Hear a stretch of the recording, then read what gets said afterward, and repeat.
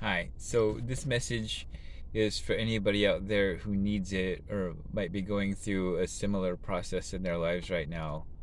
Um, where to start?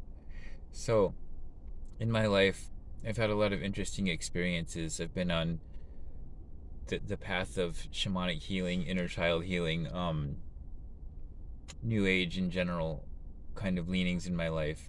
I started out in a very Christian family when I was growing up, and we slowly all moved away from it, each for our own reasons.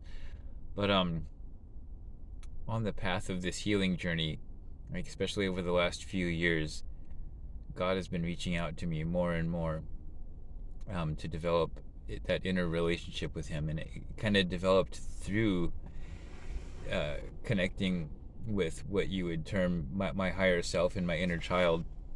But I found this like merging with this experience of becoming a relationship with God in my life. And so so in my life, like I said, I was on the healing path already myself, and I had always basically considered myself a good person, you know, but there was things that I was, if nothing else, at least subconsciously judging myself for throughout my life that were still um I would say like energetic blocks in my life, basically, to fully being in alignment with my self-worth and self-love. And so on the course of this journey, um, Christ had come through to me basically through my heart and through my mind in the middle of doing this shadow work to tell me that I am worthy of redemption. And he said, I'm going to keep on reminding you every day until you get it. And I didn't realize there was still so much inside that I hadn't processed in regards to that. So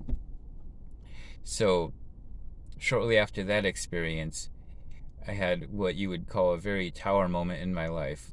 Like I said, it was like I'd always tried to do things under the volition, under my own power. Maybe that's what drew me to shamanism in the first place, to that type of path, to be self-empowered and not give my power away to a higher power, as it were, right?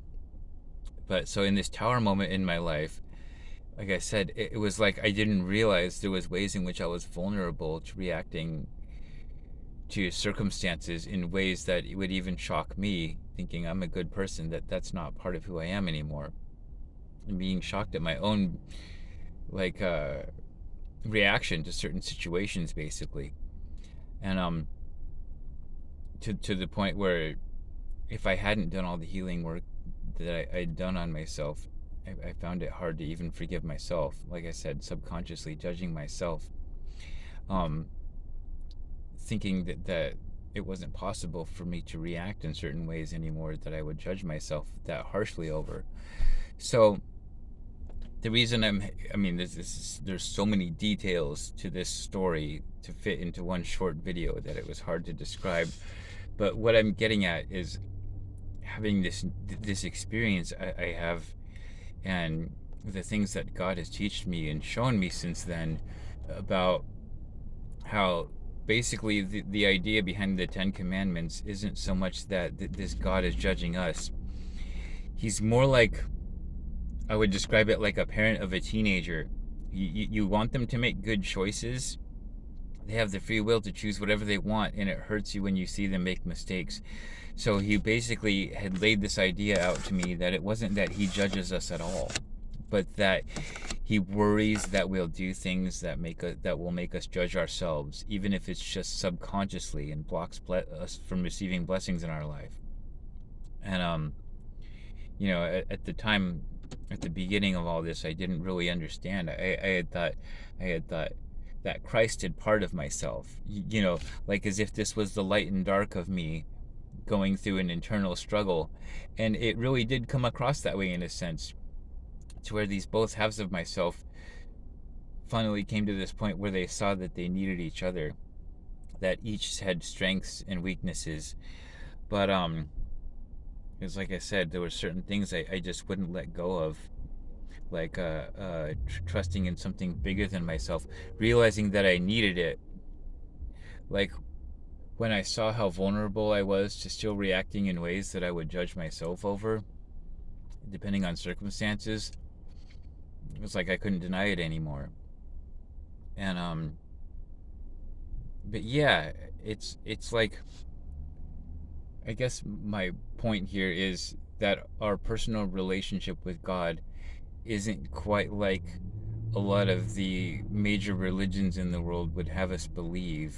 When you have a direct communication with Him, it's a lot different. A lot different.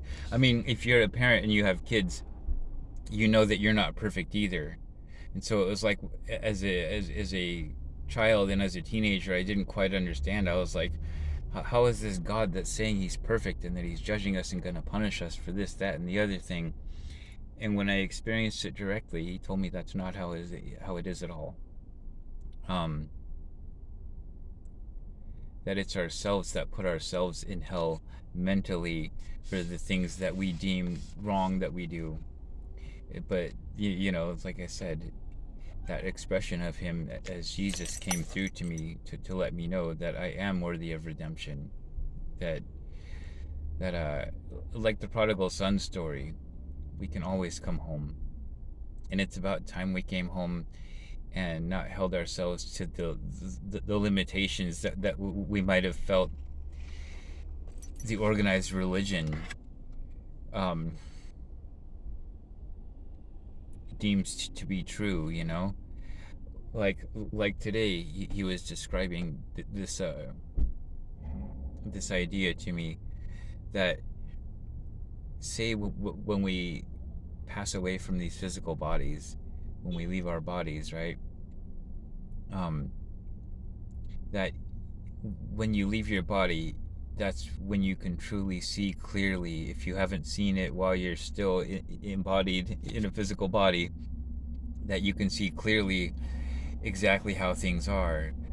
And he's like, and we can still choose to feel resentful about our lives at that point.